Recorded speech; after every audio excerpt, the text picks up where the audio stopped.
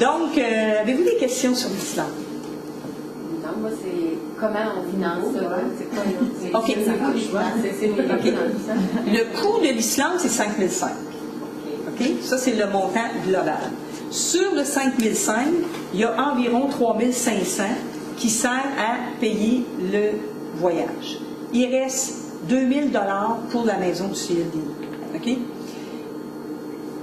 Comment financer? Je vous dirais, vous allez voir tous les gens qui vous connaissent. Tous les gens qui vous connaissent, qui sont susceptibles de vous aider dans votre projet, parce que vous le faites, parce que c'est quand même...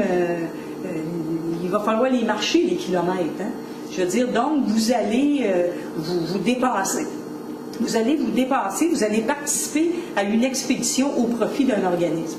Donc, toutes les personnes avec qui vous faites affaire, tu sais, votre mécanicien, votre optométriste, votre dentiste, votre médecin, puis tous vos confrères de travail, tous les gens qui vous entourent, qui sont susceptibles de dire « Ouais, c'est une belle cause, moi je t'encourage ».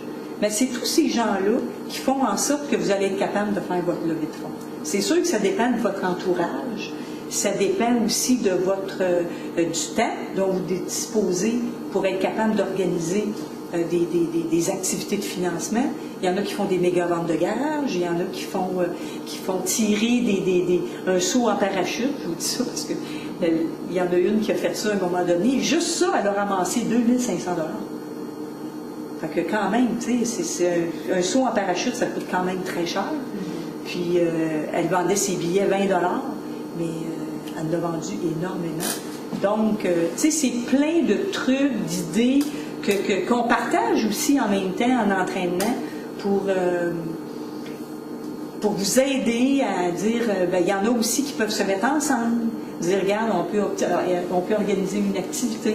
Puis la partie du 2 000 $ qui représente une partie don, si c'est vous qui la donnez, c'est déductible d'impôt. Donc, vous allez en récupérer 1 000 $. Donc, ça devient 4 500. C'est sûr que si vous payez le 5 500, on ne peut pas vous donner un reçu d'impôt pour 5 500 parce que vous avez la contrepartie qui est le voyage.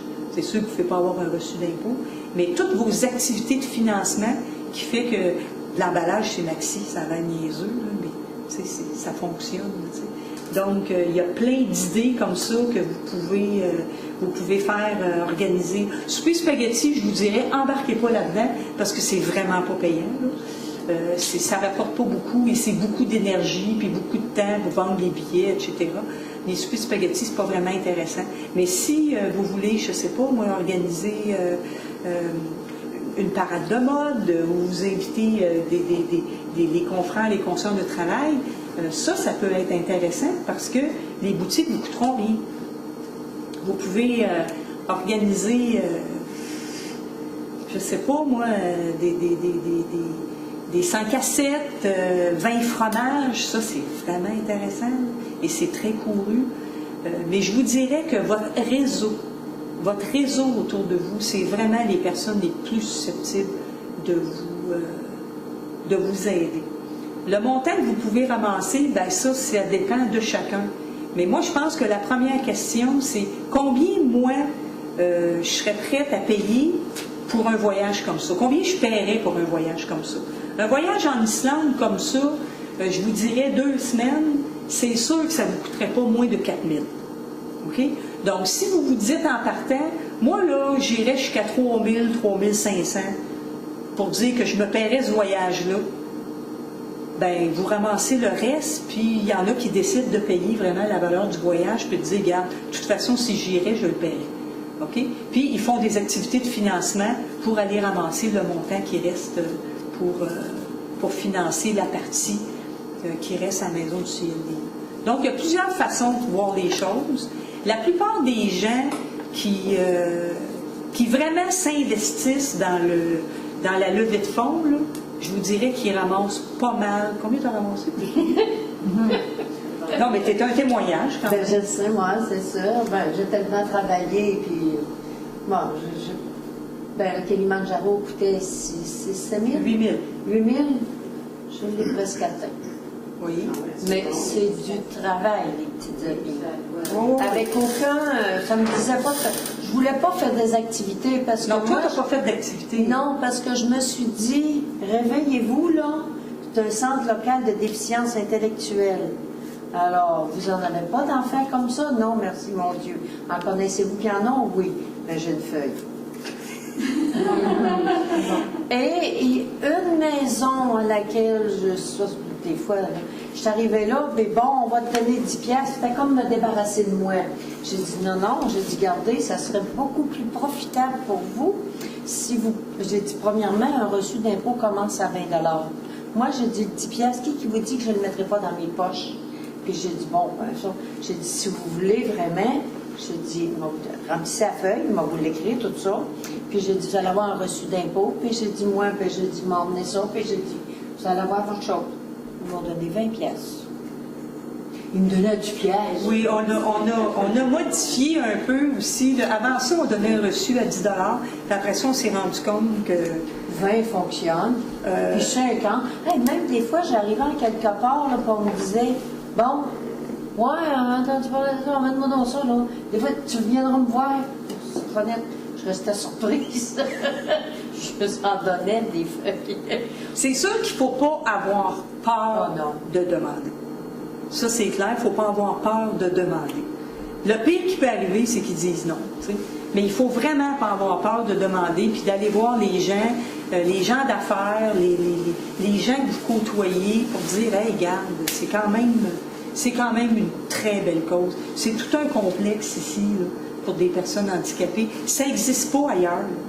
Moi, j'en connais pas de centre comme ici, là, j'en connais pas. C'est le seul au Québec. Ah oui, dans la forme qu'on a, nous, là, il y en aura d'autres. Il y a des organismes qui vont offrir des activités de loisirs. Il y a des organismes qui vont offrir une fin de semaine. Il y en a un organisme à Victoriaville qui offre du répit de fin de semaine.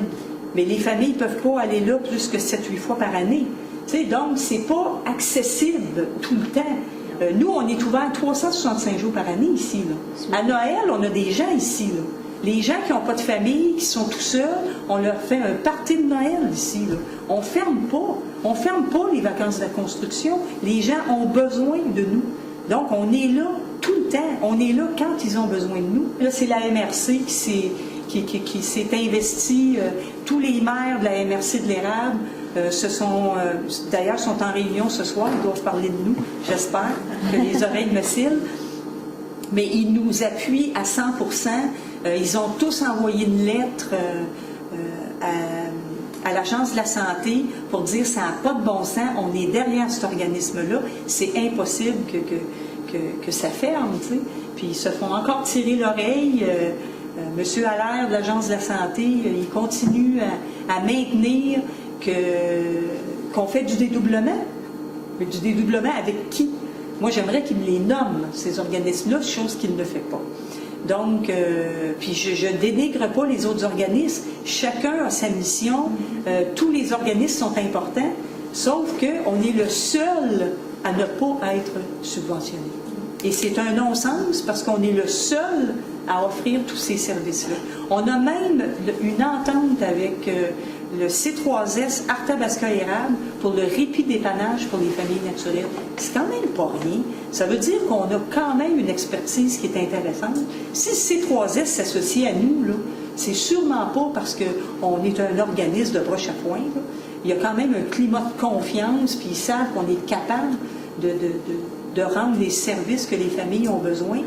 On a le service de garde après l'école et les journées pédagogiques avec la commission scolaire, quand même. Tu sais, on a, puis qu'on pense au CLSC, au C3S, au CRDI, à la commission scolaire, quand ils ont des besoins spécifiques pour des enfants handicapés ou pour des personnes adultes handicapées, ils viennent à la maison du CLDI. Il nous en arrive comme ça, pratiquement, à chaque semaine.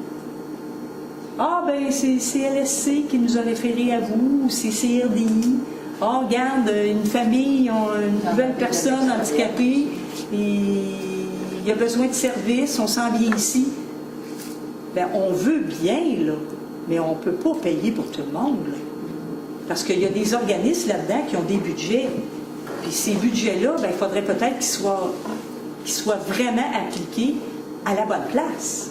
Tu sais, ici, là, si on réussit à faire ça, c'est parce que Ghislaine, Denise et moi, on est bénévoles à 100% ici. Là. Toute la gestion, il n'y a personne assis dans le bureau. Quand il y a quelqu'un assis dans le bureau, là, c'est Ghislaine ou moi. Puis Denise, quand vous la voyez partout faire ses achats, là, ben, c'est pour le CLDI, parce que c'est elle qui s'occupe de tout ce qu'on a besoin. Ça a l'air de rien, là, mais la nourriture au pavillon, ils mangent 3 fois par jour. Hein? Ben, on se relaie, puis on se connaît, regarde, en fin de semaine, je vais le faire, moi.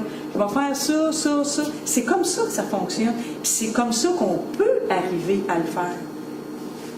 Parce que l'argent qu'on reçoit des personnes handicapées parce qu'elles payent pour venir avoir des services, bien, on l'investit vraiment dans les services. On ne l'investit pas dans des salaires. Les seuls salaires qu'on a ici, c'est vraiment le personnel sur le plancher. Notre coordonnatrice qui est extraordinaire, Steven, qui est fantastique, qui sont 2 employés à temps plein. Puis on a aussi 2 autres employés qui sont à temps plein, mais à 20 heures semaine. Puis on en a 8 autres qui se relaient pavillon, samedi, les fins de semaine ici. Tu sais, on fait tout, là. Tu sais, on contracte tout. Quand il y a des travaux, c'est nous autres qui s'y met, parce qu'il n'y a pas personne d'autre qui va le faire. T'sais. Il y a une Marie-Denise qui donne énormément.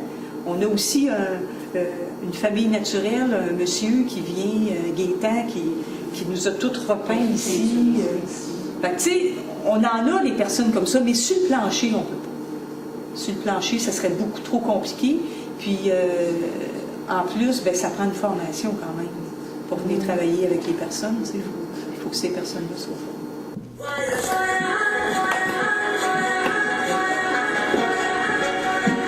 Ça, c'est notre Kiwi 2009. Je vais passer.